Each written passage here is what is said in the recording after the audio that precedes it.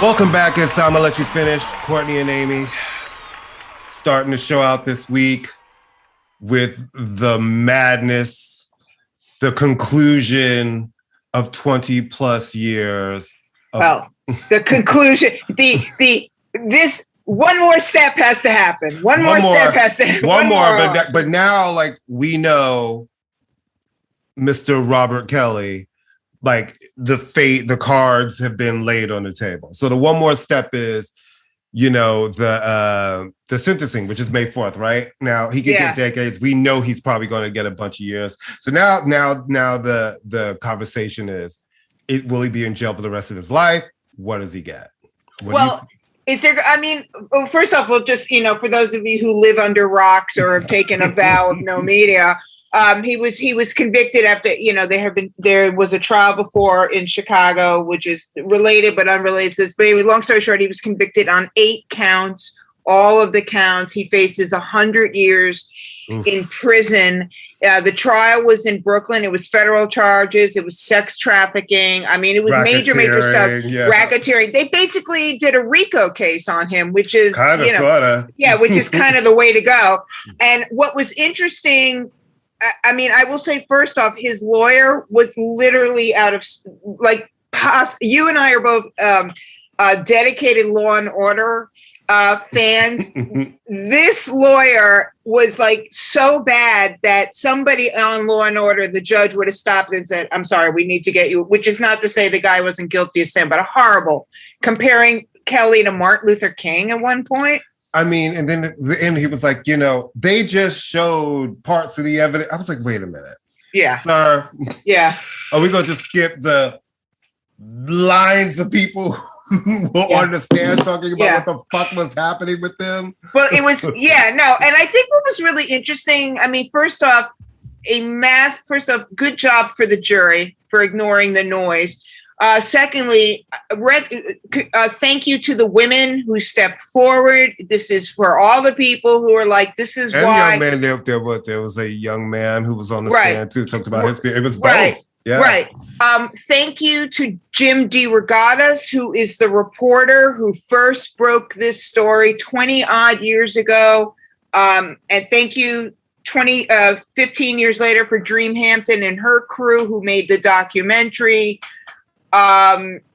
Anyway, what was interesting about this, I thought this case was that this was the first time that I can remember that Aaliyah was brought in as one of the victims, was mentioned as one of the. That's the beginning, the first couple of days. And I think that really, I think that made a difference in that we are a celebrity-driven society, which may be why Kelly got off in the first place. And I think for people to not only see these women in front of them, but to go, wow, Aaliyah, yeah, okay, that's someone I know who Aaliyah is. I think that, I don't know, I think it added an interesting component to it, but I'm just I wonder, I don't know. Is this like a plea bargain situation? This is not like you get to wiggle out of it. Plea bargains happened before. That would have been like plead guilty. We don't have to have a trial. Now with sentencing, there's the only thing they can do now is wait until May 4th because I can't believe the sentencing is so far away. His sentencing is May 4th. He will be in prison, jail. Is he going to be in Brooklyn? He's going to be. I mean, they probably won't move him because the sentencing will probably be here, right? So It's like now he's there until he finds out where he's going and for how long. And I want to say, is R. Kelly? Is he 50 yet? I believe so. Yeah, I believe so. I mean, I think he may be even. I think he's definitely 50. Yeah, he's definitely 50. Well, he'll die in prison. He'll die in prison. He'll die in prison.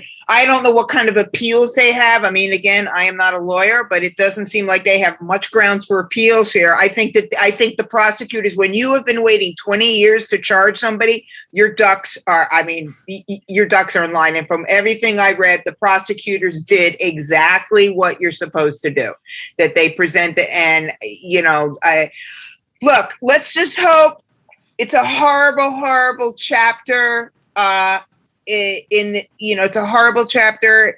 The fact that he was famous doesn't make it's almost more egregious in a way because he used his fame and perverted the people's trust in him. But this is next stop is getting Donald Trump on similar kind of charges because he is also an accused rapist. This case took far too long to come to attention because women are not believed and women of color are not believed. There are women of color. You know what's really sad about women of color not being believed, really? Especially in this case. Yeah. Because what upset me about this case is you've been in the culture for a long time. How long have we been hearing just weird shit around R. Kelly, right? 20 years. And it's like 20 plus years, right? And it's all young black girls, and it's like no one cared, including a lot of black people. Well, I like his music and da da da da da. Yeah. And it's kind of like we can't be screaming, protect black women are our queens. But then when it's somebody we like who might have, is accused of something, it's like, well, I think that there is, we've definitely talked about this, but I think that women are still, look, I don't want to go way off on this, but it's a tragedy when anyone is abused. It's a tragedy when anyone is raped, when it happens this was a business. This was not just one guy, some horny guy. This was a fucking criminal operation. We need to believe women. We need to be as concerned about young black and brown girls disappearing as we are with pretty blonde girls. And that is no disrespect to this young woman that was murdered by her boyfriend. Let's just say it because obviously he did it because we watch Law and Order. Mm-hmm. We don't need to protect women or view them as our queens or put them on a pedestal. We need to believe them. We need to and believe more importantly, there are a lot of people around, I look at this case and I think of all the enablers and I've worked with celebrities. I've worked around famous people. It's like, you don't just do shit alone. You have people who protect you in a cocoon. Yeah. And I look at some of these parents and I'm like, you should be on trial too. Like everybody's known about his shit. Like you drop your kid off to some dude because you want your kid to be famous. You think that's the way? Yeah, this dude, especially in Chicago with his reputation, everybody used to talk about, he would sit outside the McDonald's. And when I heard all of these people on the stand, this made me uncomfortable. And I saw young women, I'm like, well, none of you did anything because you were like, I work with the stars. Like you stayed around. I just, listen, I've been around a lot of crazy shit in the music industry, but I've not been around, just sat around and watched a bunch of illegal shit happening. And just thought, you haven't? No, wait a minute, you haven't?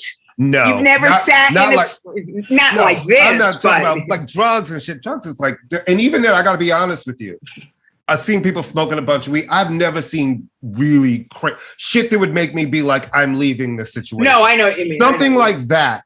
Yeah, I would have left that situation. I know me. I would not sit around. Yeah, no, I'm not saying you would have. When I heard some guys being like, yeah, and they'd be like these young girls, and she'd be in this room, and they're all these women, but they're not allowed to speak. To me, that would be a little too weird for me to just act like, well, it's normal that all these girls. Well, some people don't have a moral compass, and some people will do anything for a check, and some people are afraid. We don't. Right. I don't want to condemn people until I know, but I think. Well, no, I'm going to condemn people. Because people like this, he doesn't operate alone. Right. That's not what I was going to say. I didn't say I'm just saying what I'm saying. No, I agree. I will. I will agree that the enablers include every writer who wrote about him knowing what he was doing, every magazine that put him on a cover, knowing what he was doing, everybody who worked with him along the way. We were not me, because I never liked his music, so yay for me.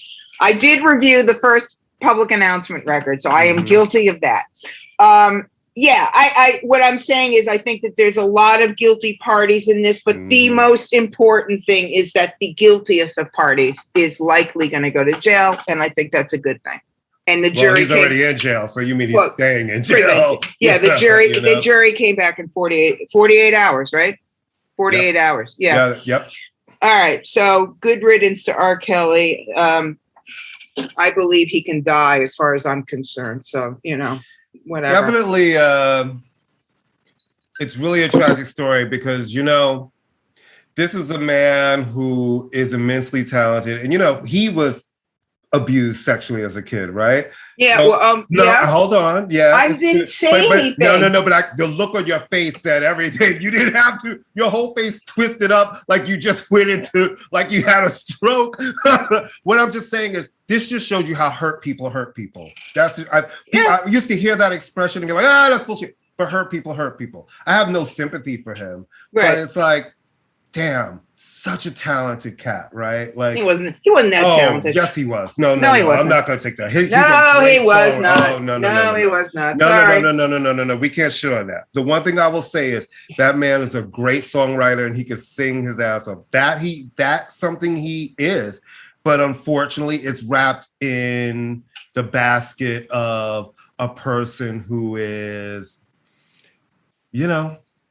just taking advantage of people who are desperate for something or really want to show their talent and think, wow, this is an opportunity. Or even someone who's like, you know what?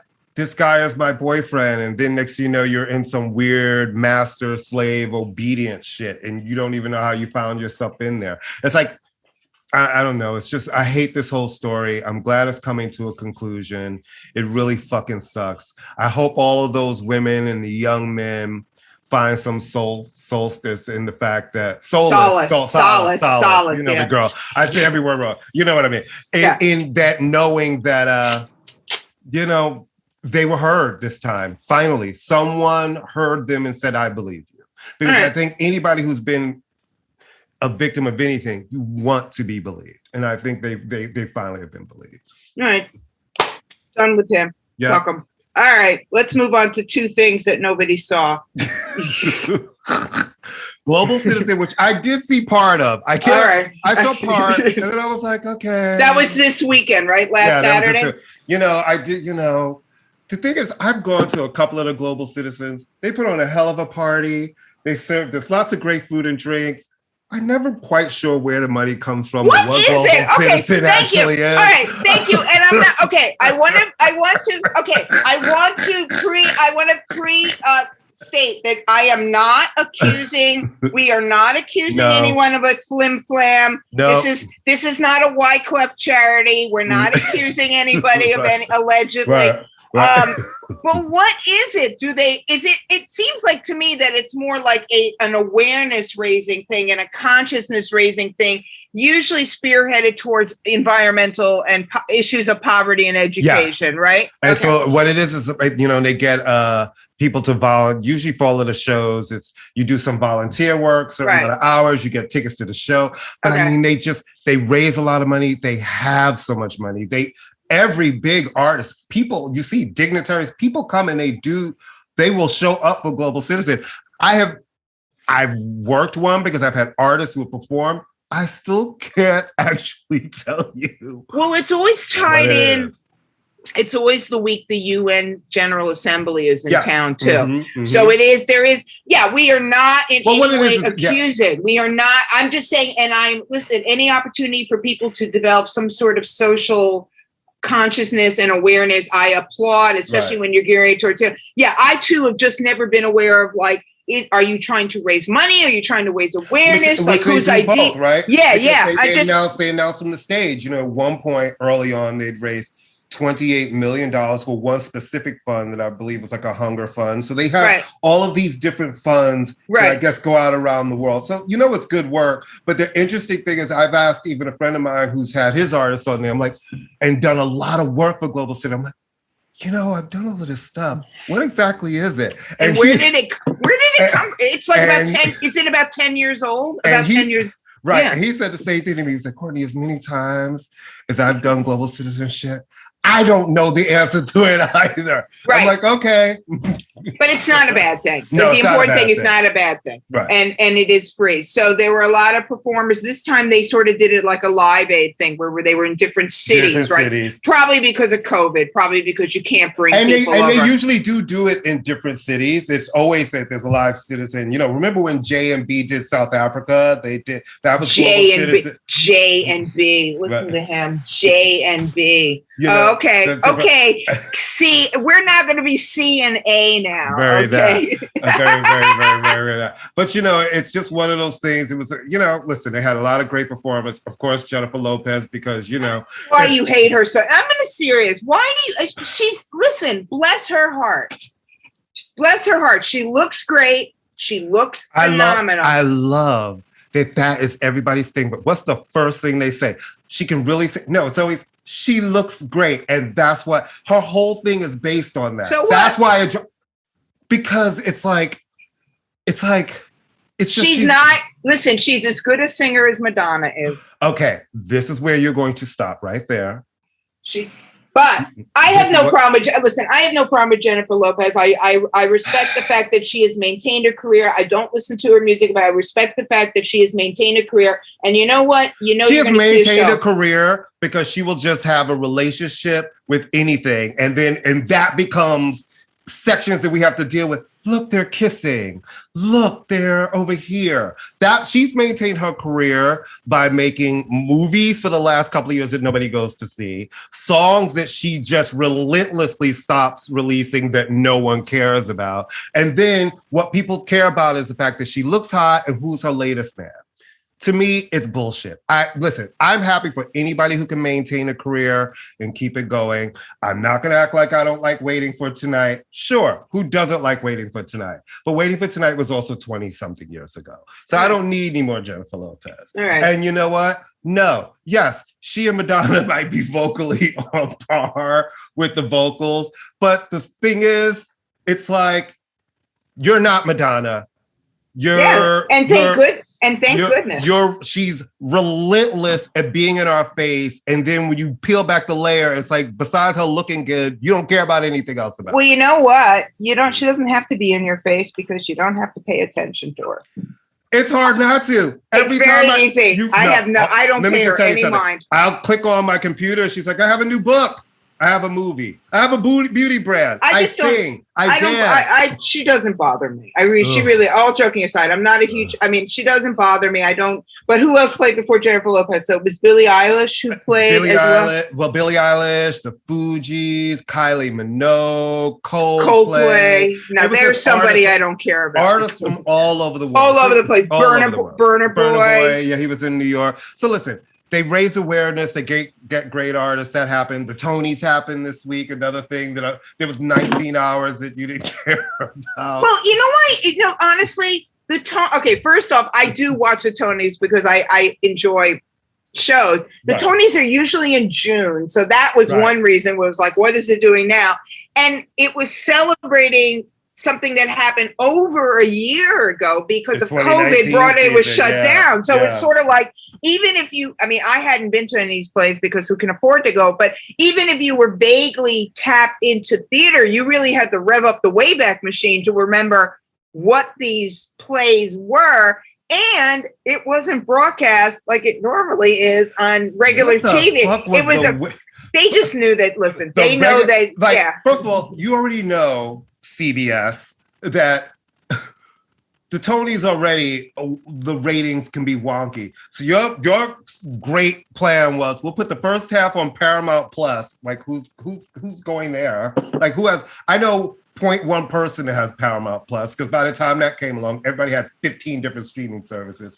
And then the Welcome Back Broadway from 9 to 11 on Channel 2, where they gave out the rest of the awards. It was just weird. The whole thing was weird. I think when we've discussed this, the days of judging ratings are done because nobody watches anything in real time. Everybody watches the clips and the blurb. So, but the important thing is that culturally, New York City is eking its way back. Broadway, we joke around about not being able to afford, but Broadway is a major creative and cultural and commercial force in this city. So that is a good thing. That's a good thing. All right. Speaking of commercial, and Moulin Rouge racked up. So yeah, and I've heard it's great. I was actually invited to the show. I need to take up on that and go. Is it still? Are they reopening it? They just reopened. They reopened last Friday. Okay. You know, all the shows are reopening. So come to New York, support Broadway. We're opening back up. Those artists were not working for almost 2 years, so it's really happy to see theater return. Yeah, it is. And go support your local regional theaters too. Those small theaters and the regional theaters.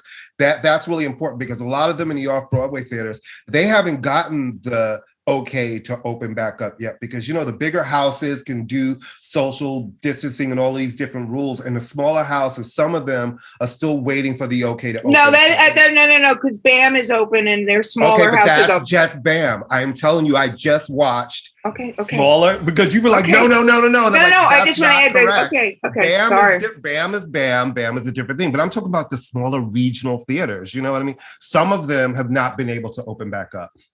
Well, don't go to a regional theater in a red state, though. That would be a bad idea. Support all your all your regional theaters. No, because they're not COVID vaccinated. Well, you know what, and they're not going to be. But so those people still need to get back to work. That is you know what I mean? All they right. have to go. I'm for everybody getting back to work and being able to earn a living. All right.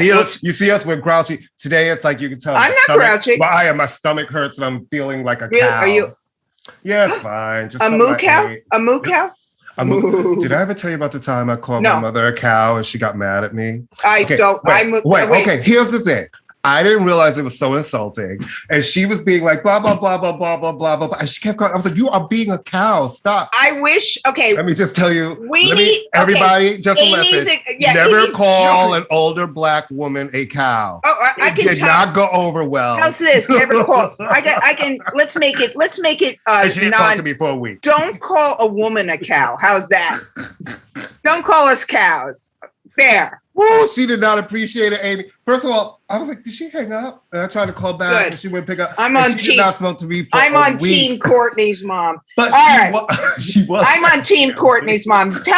Give me her address and let me know when her birthday is. And I'm sending her a fruit basket. All right. This is the segue of all sides. Speaking of getting back to work, the Rolling Stones are back on tour. Yes, they are. And, you know, they opened up in St. Louis with a very emotional tribute to Charlie Watts, which evidently had everybody, including the band, in tears. And now they're blazing across America for the next 2 months. And I have to tell you, I feel like I want to go see this tour. Why not? I also know I've seen the Rolling Stones and their tickets are the price of a mortgage. And I know that now that it's sold out, everything will really have to come from those secondary markets. And it's like, it'll probably be the price of 2 mortgages. But I would really love to see them when they come here to MetLife Stadium. I think the interesting thing Charlie Watts passed about a month ago, right? 3 weeks ago, a month ago. Yeah, and he had already said he was not going to tour. So it's not like his death. So that is why this tour has been able to go, because Steve Jordan, who has, along with being on the Letterman band and a session drummer, has worked with Keith Richards for years. So he was already a go, and there was already like, right. And what's interesting, the only 2 original members of the Rolling Stones are Mick Jagger, Keith Richards, and Charlie Watts. Bill Wyman left the band. Daryl Jones has been in the band longer than Bill Wyman was. And Ronnie Wood is not an original member of the Stones, so you would think, because he has their original. I didn't know that. Their original guitar player was Brian Jones. Brian Jones died. Then Mick Taylor. When did Brian Jones die? That's a long time ago, 69, something like that. And then Mick Taylor came in, and then Mick Taylor left, and then Ronnie Wood came in. So Ronnie Wood is very much associated with Stones because, first off, he's got Rolling Stones hair. Right. But Ronnie Wood comes out of Rod Stewart's The Faces. That's where he comes from. But the point being is that there's only really 2 guys left in the band that are so if you're an original listener, it's like, oh, but it's not the Stones. Well, it hasn't been the Stones, capital T, capital S, in quite some time. And what I read is that this new rhythm section, it's obviously very different. There will never be another drummer like Charlie Watts. And they said that what's interesting is that there's more of a kind of funk, kind of a groove to their stuff now. So it's going to be, I think it's, interesting. I think that obviously this has had a huge impact on the band. They will sell out. There will probably be a new record midway through the tour. And say what you will, people are like, yeah, the Rolling Stones. You know what? If you had a chance to see the Rolling Stones, any person would take that opportunity. Absolutely. Because as long as you have Mick Jagger with a mic in his hand. And Keith Richards. You know what I'm saying? Being the front man, you know he's going to give it to you. Nobody has a catalog like that band. Nobody has a catalog. It is so true. So, I mean, it's obviously very sad, but I mean, I think it's going to be fine. I think it's absolutely going to be fine. And the nostalgia of them not, all being sort of together again is they'll work past it. Right. All right. This next topic, I'll let you go because it's like, Let me just tell you something. I'm trying to support the young people because I love the young people. I love the people who I believe you should experiment and try everything and be everything. But motherfucking Demetria Lovato has been... That's her name, Demetria? Demetria. Oh, Jesus. Right. It just keeps getting worse. Demetria fucking Lovato has been everything. She has checked every box. And now... They. Oh, right. See, that's right. She's they. I'm sorry. Now that they have checked every box on Earth, they have gone to outer space. She's like, they've been very, just every category of everything on Earth, and now they are communicating with aliens, and space has entered the picture. As people are wont to do.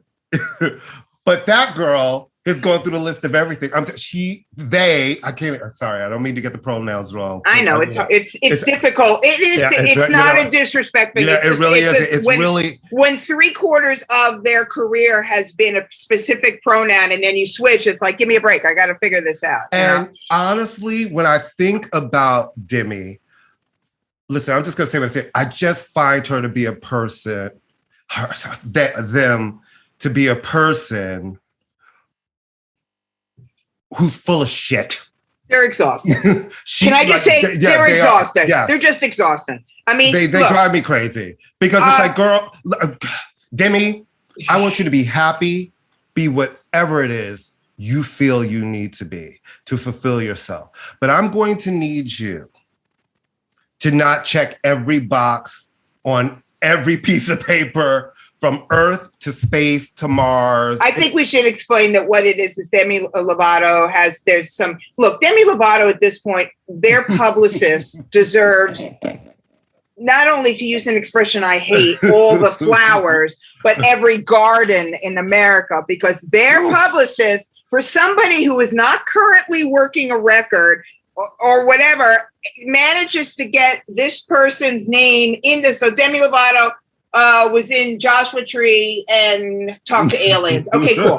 Whatever. Who cares? I mean, that's great. But I don't know. Demi Lovato's publicist could work. I'm surprised Demi Lovato's name didn't come up during the R. Kelly trial. They are geniuses. Right. So, I mean, including with Demi being like, well, I wrote it in song, so I'm here with the guitar. I mean, I don't want to look. I mean, I think that they are very talented. I think that, yes, they are very kind of all over the place and confused. I have a lot of issues with their idea of what sobriety is. I think it sends a very bad message to say you can be sober but still smoke weed and drink. No, you cannot. Right. That's called not being sober. That's called not being sober. Right. That's like saying you can be a virgin but give blowjobs. You are not a virgin. But very talented, very all over the place, and just, this is the internet culture. It really just needs to take a step back and just shut up. Not in a negative way, just be quiet. We don't need to hear your every thought. How about channel all of that energy into your art? Channel the energy into your art. Well, their record did not sell very well. And you want to know why? And they're exhausted. People are exhausted. That is the thing. Because this is a person who comes from actually having hit records, right? Yeah. And people really sort of being on their team and on their side. But when you start giving everybody so much, always, and it's always something, then it's like the Lizzo thing, right? Lizzo's record came and we were kind of sick of her. So it's like, here you come, you're trying to launch this new record and no one cares because you've been in our faces about so much shit. Now when it's time for you to come in our face for the thing that you actually do, everybody's just kind of like, eh. There's something to be said for mystery. Lynn Farmer. Well, she's not mysterious. And Yes, she is. That's in what France. if you ask in France, they call her Miss. She has no social media, no nothing. Her records. She does very little press, even for her records. The record comes out. No, she may do one interview, go on tour, disappear. Even Adele, I really appreciate the fact that you don't really see that much of her, right? You see a couple of paparazzi shots. She'll post something occasionally, but she's another one who's not really in our face. Like, hey, everybody, look. So when she comes with a record, it feels like an event because you haven't really seen her. Yeah, that's true. All right, we're gonna. Well, I think Courtney and I are in agreement that the idea of anniversaries of albums are like who gives a flying fuck in terms of it's always the anniversary of somewhere. Mm-hmm. It's always happy hour somewhere. Mm-hmm. But there last week, we're taping this on the 27th. So on the 24th, there were two records that marked their 30th anniversary. And we were discussing this because we both have the same, like, writing about anniversaries is a lazy editor giving it to a lazy writer. Like, make a list, make a listicle. But these two records really, really, really changed the conversation. And they are Nirvana's Nevermind, which was their second album, but their first major label album, and Tribe Called Quest, Low End Theory, which was their second album. And they both came out on the same day, which is kind of mind-blowing. Right. So I'll let you, because both records have consistently show up on top 100 albums of all time. I mean, this is not like just me and Courtney loving two weird records. I mean, and Tribe's record, it not only comes in as top hip hop records of all time, but top albums of all time. So you want to talk about what they meant to you, or what your thoughts on them, or anything like that? We both have true confessions to make about these records. So you want to? Yeah, I don't care about either of them. I didn't care about either of them when they came out. I appreciate them for what they both are. I definitely understand people's love and obsession with Tribe. I absolutely understand that. I think that the writing was great. I think, Q-Tip definitely is a star, and he was and Ali, all of it. I thought it was great records, but I just, I've always been more of a house head and dance and pop. So I was never really huge into hip hop. Now, I do have the entire Tribe catalog. I have listened to their records, but it doesn't hold that reverence to me. And the same thing with, I'll be honest about Nirvana. It's like, you and I talked about this the other day, why it seemed to make such a big deal is that was a time of Britney, NSYNC, everything was so pop. So them coming in and ushering in that sort of Seattle sound became such a big deal. And part of me always wonders, is it all held in such reverence because Kurt died so young, like right as they were really going? Would people still feel the same if they had made 7 records, if they were still around today? I think, okay, so I agree with you. I mean, when Nirvana came out, I remember the first time I heard Smells Like Teen Spirit, and it grabbed me. It is a great song. It is a powerful song. Most music is a reaction to something. Punk rock was a reaction to Eagles and Fleetwood Mac and all this bloated rock and roll, right? Very much so. 1991, you have a lot of pop, you have a lot of soft kind of bullshit rock and roll. And these guys come in, they don't look like, they're very uncorporate looking. Right. It's coming from a part of the country that was not even though they were not the first band out of the Seattle area. It's coming from a part of a country. They already had a reputation. They already had a buzz about them when they were on Sub Pop. Bleach had come out. They got signed to a major label because a major label knew that they were something. So this wasn't like some fluke. I mean, that it sold so much. I think they would still have the impact because they had the impact when he was still alive. Now, when you die young, you immediately get mythologized. Would Amy Winehouse have the same reverence if she had lived? We can say, because we don't know how it would have panned out. Mm-hmm. I will say this about Nirvana, and that record is fantastic. Nevermind is a great record. It is very powerful. I never got to see them, but I will say the one thing that has always bothered me about Nirvana is that all of their songs have the same structure. It's all quiet, quiet, quiet, loud hook, loud chorus, quiet, quiet, quiet, loud. It's the same dynamic on every song. And it's part of what makes them powerful, but it's also like, it's the same dynamic. The Replacements had already done that kind of dynamic. And I love the Replacements. The Pixies had done that. And Nirvana will admit that. So I think that they are a fantastic band. I think they're an essential band. It kills me when I see kids wearing Nirvana t-shirts and they have no fucking idea who Nirvana is, but that's a whole nother conversation. But I agree with you. I think a bit of it is the live fast, die young mythology of a band, but that is to me an undeniably great record. Did you like the follow-up album? Did you like In Utero? I like parts of In Utero. Mm-hmm. Yeah, I like parts of In Utero. But see, to me, I feel like I do think both records are great. I kind of liked In Utero more than I liked Never. Okay, that's it. Yeah, I mean, I just think that they were a perfect moment, but I will tell you something, and this is like so crazy. So the day that Kurt Cobain died, now keeping in mind that I am older and obviously was raised up, but the day Kurt Cobain died was the same day that the then chancellor of the New York City public school system was driven out of town by Rudy Giuliani, and I was more freaked out about losing the school chancellor. Right. But I do think he was a great artist, and I think and I don't listen to the record a lot. I listened to it the other day and I went, holy crap, these are great songs. But there is a sense of the dynamic. I'm sort of like, I wish, but In Utero was more, more kind of switched up a bit. So now Tribe, I will go to the mat with you. You were surprised when I told you I didn't really care. No, you were like, what? No, I mean, I love Tribe, and I think that this. I like Q-Tip. He's a nice guy, really. And I really liked his album Kamali Abstract. I love. That was a great album. I love that album. And The Renaissance was a great album too. No, I have first of an affinity for Tribe because I've known them. I've interviewed them many times. They're not like my friends, but they're somebody, I have their phone numbers. They're people I have hung out with. They're very nice guys.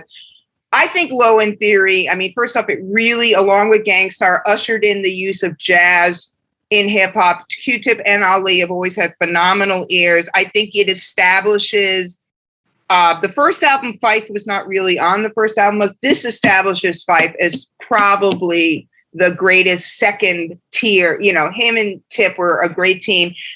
I can only judge stuff by, does it sound fresh now? Is it dated? Can you see the timestamp on the record? And you cannot with this. No, the Tribe albums, all of their work to me still sounds good. And for scenario alone, but I will tell you a funny story. See, that's musicality, right? When you have really good music, it becomes really good music to me is timeless. And their music, because of the samples and those tracks and what they chose to sample, right, and what they're talking about, and also, it's when the difference between making a trend and making an album, and they were always. But I will say this: the first time I ever interviewed Tribe, I was going to do a story on them for Details magazine. That's a big assignment. I go to the studio; they're recording this album. It's on the recording of this album. I go to the recording studio, get a babysitter, go to the recording studio. And fucking Tip will not talk to me. Everybody else there. There's another film crew in there. Someone else is doing an interview of them. And I'm basically doing a story about watching them be interviewed for somebody else. And I'm just sitting there tearing my hair out because I'm like, kind of like he's the lead singer of the group. And I'm like, I'm ready to kill him. So the story gets killed. Cut to 3 years later, I meet him or 2 years later. And I say to him, Tip, we've met before. And he's like, when? I said, yeah, I was supposed to do a story on you for Details, but you wouldn't talk to me and he goes, I was really high, right? And I went, yeah. And he goes, I am so sorry. And I go, it's okay. But yeah, you just lost me. You blew my detail story. You blew my detail story, but it was all good after. So they're both albums worth listening to. Classic. It's an overused term, but they are really classic records. And they both pretty much sum up a moment in time at the same time while being timeless. And that's the best you can, hope for in music, right? That you speak to the moment, but then you just don't only speak to that moment. So you wanted to talk about some stuff you were listening to right now. You want to talk about these two artists. Oh, my girl Nao is back. I love Nao. I love her. And I don't get it. Love her. She's amazing. You know, her first album was in 2016 called For All We Know. Okay. And then she had Saturn in 2018, which is a great record. And then on last Friday, the 24th of September, she released her latest album, And Then Life is Beautiful. I love her voice. I love her writing. She's a great writer. And I like that it's a combination, because when you hear her music, it's kind of electronic music, but it's also soul music and R&B music. She's British, right? Yes, she's a British. And her voice is so unique. And I used to think that she was putting some sort of effect on her voice to sing that way. And then I started watching interviews of her and her speaking voice, and I'm like, oh my God, that is your natural. You're not enhancing that vocal. What I like about her is, I think the songs, they give me a nice wave. I like it.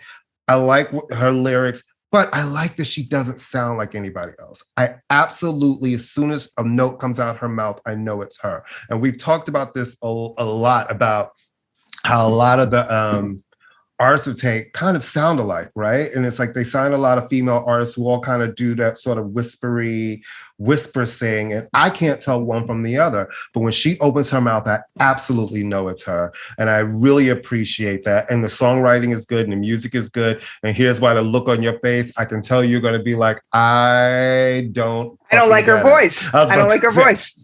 I don't like her voice. That's it. It's a taste. It is a taste. Yeah, it's a different kind of voice. She can sing for sure. Yes. I am not discounting. This is obviously a taste. It's a taste. There's a kind of tinniness at the top. It's a little too. SZA kind of dips into that kind of tinniness too, but SZA pulls it off a little bit more. But SZA's voice has more of a bottom. Yeah, this is a little too trebly. This a little too helium-y. It is. It can. Yes, her voice. Where SZA, where they're kind of in that lane. SZA's voice is richer in the bottom. It dips down a little bit. And Nail's voice is definitely higher, but I love it. Yeah, I have to go. I did listen to it, and I've heard her before under your recommendation, and I do like the sort of vibe and the feel. But it's one of those things I went, the voice. I don't know if I can, not that it's going to stop me from listening to it, but it was kind of like a little nails on the chalkboard for me. But she's talented. She's very talented. And it's like, listen, like she's only had one song to really chart in the US. And that was on adult R&B, and that was from the 2018 album, Make It Out Alive, her song with Sir. But she's great. She's great. I love her. I love her voice.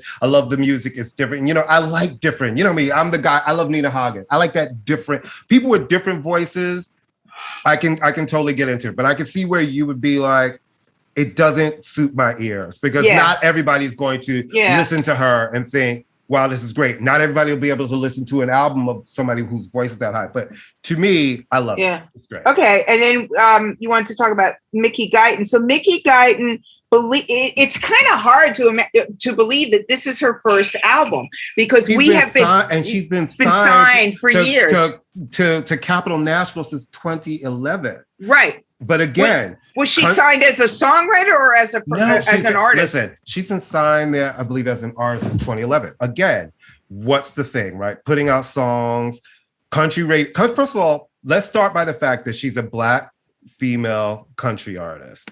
Right. She's in her 30s. Country radio is still not supporting her. Right now, there's groundswell, and she's getting all of this press. And it's funny, they had her hosting the Country Music Awards, where she had a nominee, but country radio does not play her music. They're still not playing her music, right? Right.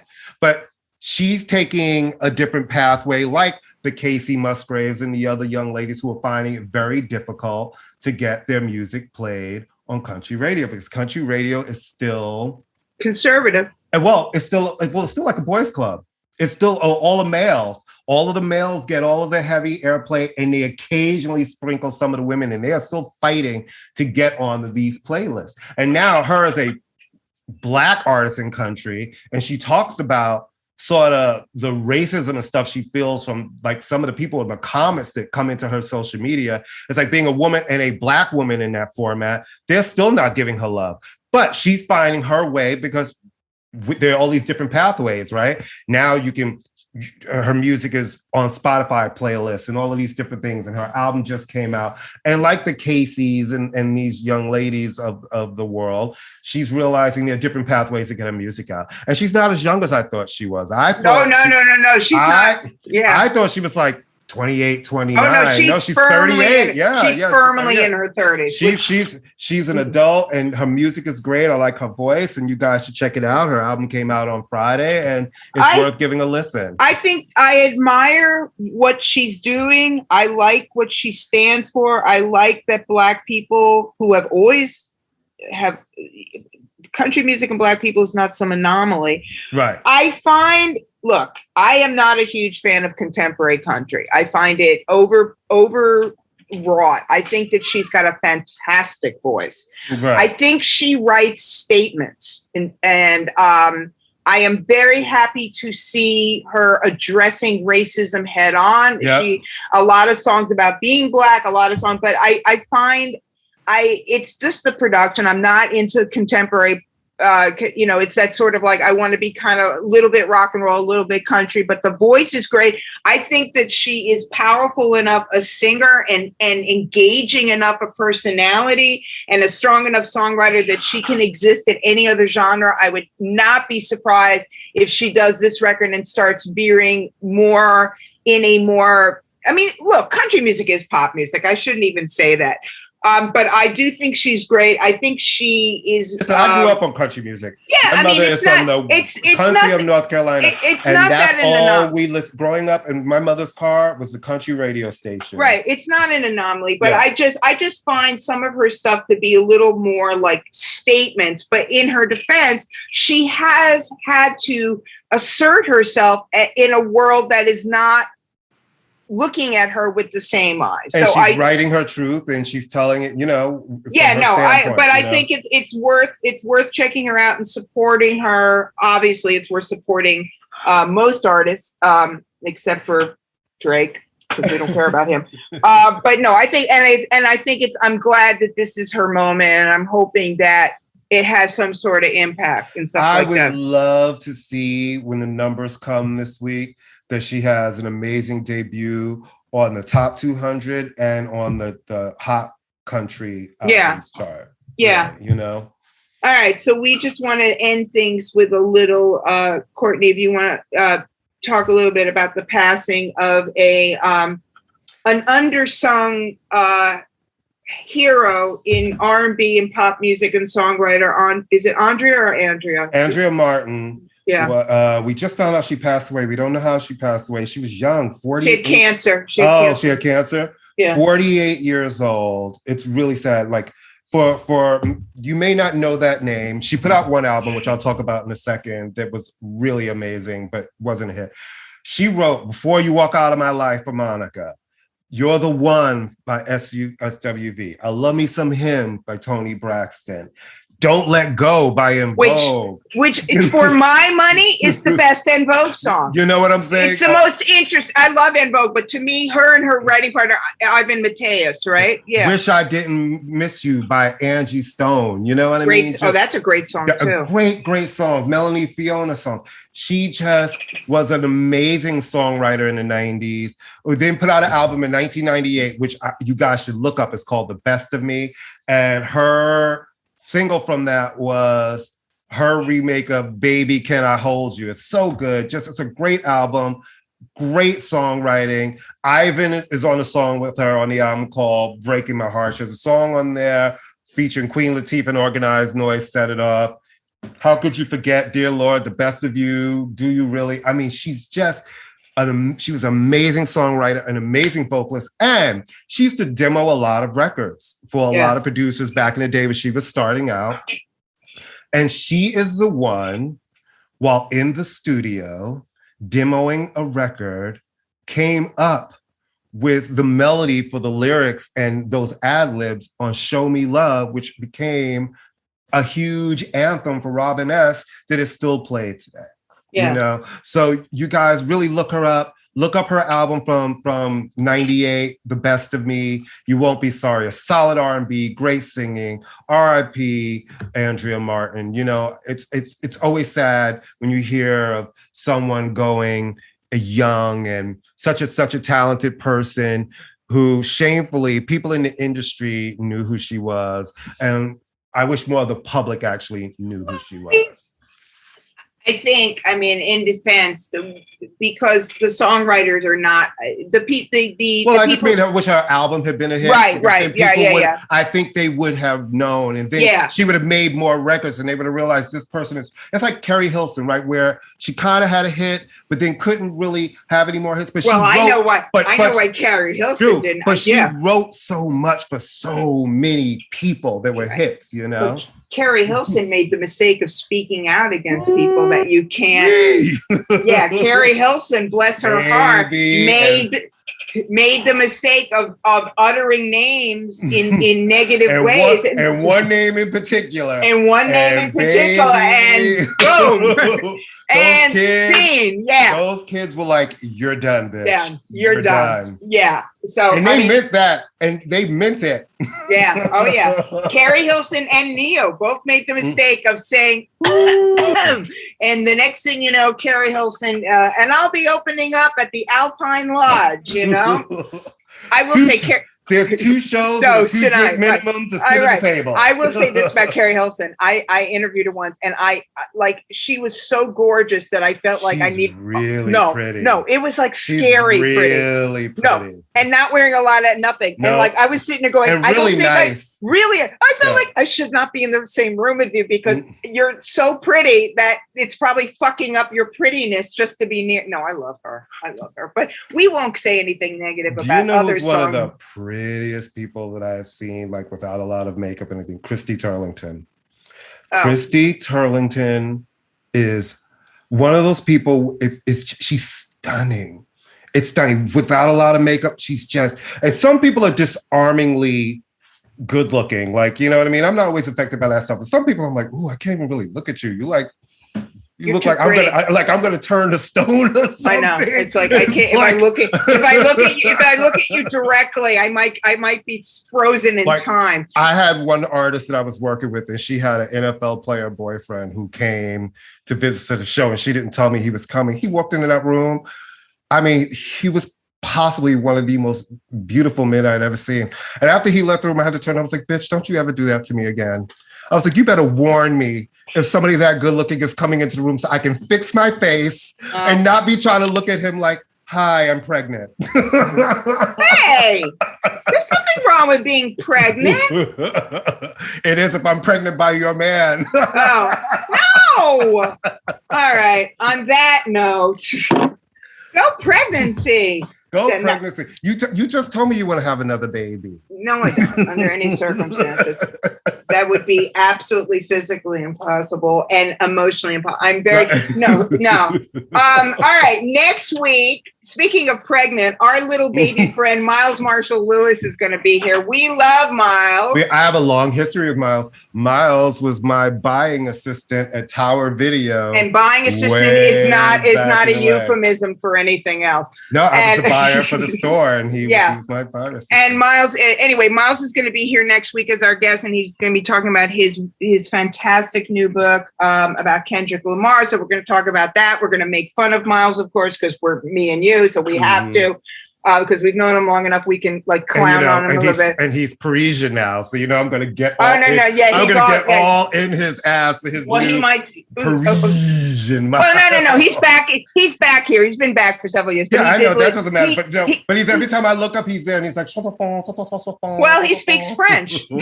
He can translate those Elaine. But I'm like, but that's what I'm going to say. You all of this shit. You got Prince books. You got motherfucking Kendrick Lamar books. Where's your case study on Mylène Farmer, Miles? And because he wants to get published. The attacks that come at me on this show, people. Courtney, listen, you and Jesus, the most persecuted men in the world. Who is the only person you know that when you said Mylène Farmer didn't go, huh? Me. You are the only person. Everybody was like, who? And I'm like, yeah, I know who she is. Yeah. So just remember that. On that note, Miles will be here next week. It's going to be amazing. We're going to get into all kinds of good stuff with him, talk about his book, which is gorgeous. I believe doesn't it come out? I believe it's out now. It's out now. It's out as we speak. So we're going to get all the way into it. We're going to talk about Prince and a whole bunch of good stuff. And you know the deal. We're part of the Pantheon Podcast Network, right? So hopefully by now you've kind of checked us out there and checked out all the other great shows there. They have every type of show you could possibly think of. You like whatever type of music you like, there's a show for it. Scripted, unscripted, informative, really, really, really great stuff. And then you know where to find us because you're listening to us here. So follow us on all of our social media. I would say on our Facebook, where we're really active, which is ImmaLetYouFinish, all one word. Instagram, ImmaLetYouFinish NY. Twitter at FinishImma. We chat, we jat, we do it all. We talk to aliens with Demi. We do it all. We do it all. All right, bye, everybody. Stay safe. All right, stay safe. Drink lots of water. Remember, COVID is still out there. Wash your hands and only have good sex. Or not.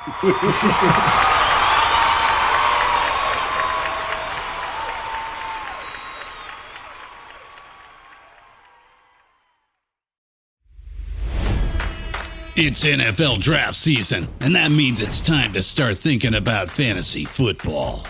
FantasyPoints.com features industry-leading experts and prognosticators using proprietary hand-charted data to help you score more fantasy points. FantasyPoints.com is the place to go for whatever kind of fantasy football you play. Whether you play fantasy football, daily fantasy sports, or do a little bit of everything, Fantasy Points has the meticulously researched content to guide you to victory. And why wait for the fall? Fantasy Points also covers the new spring football league, the UFL. Join the guru, John Hansen, Scott Barrett, Joe Dolan, and other massive names in the fantasy football universe with an exclusive offer. Use code Pantheon for 15% off any Fantasy Points package, including the all-in package, with access to every article, tool, and data nugget that Fantasy Points has to offer. That's FantasyPoints.com and code Pantheon for 15% off at Fantasy Points. FantasyPoints.com, code Pantheon. Score more fantasy points.